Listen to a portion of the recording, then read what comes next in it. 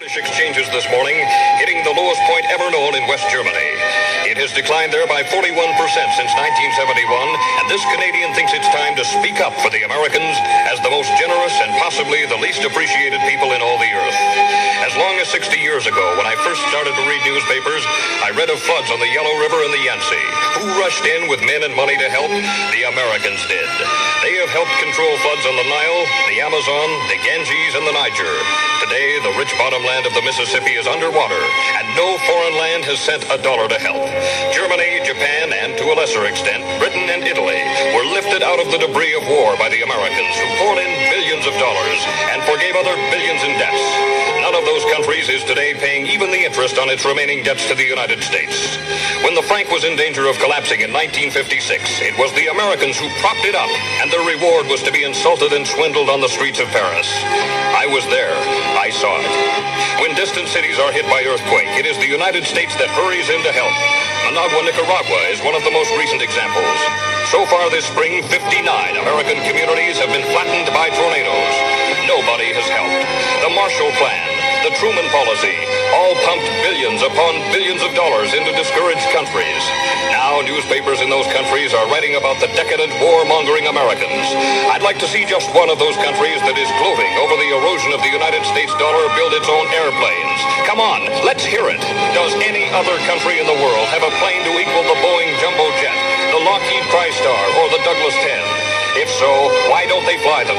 Why do all international lines except Russia fly American planes?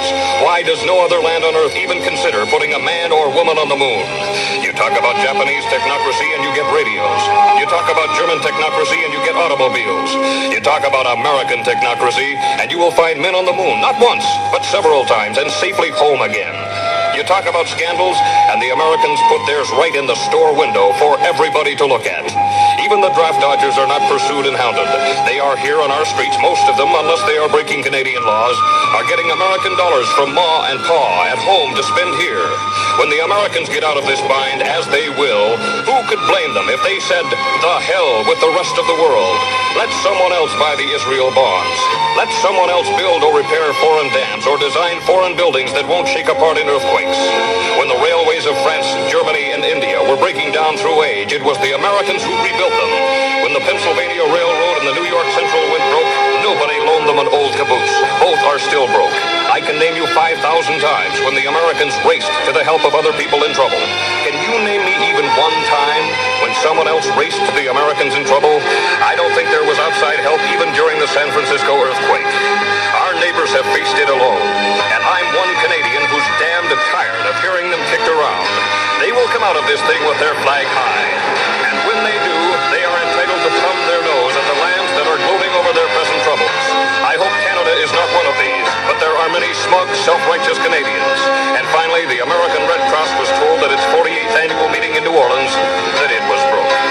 This year's disasters have taken it all, and nobody, but nobody, has helped. It was that last event, the Red Cross declaring that it was bankrupt, that made Gordon Sinclair write that. And that was Byron McGregor.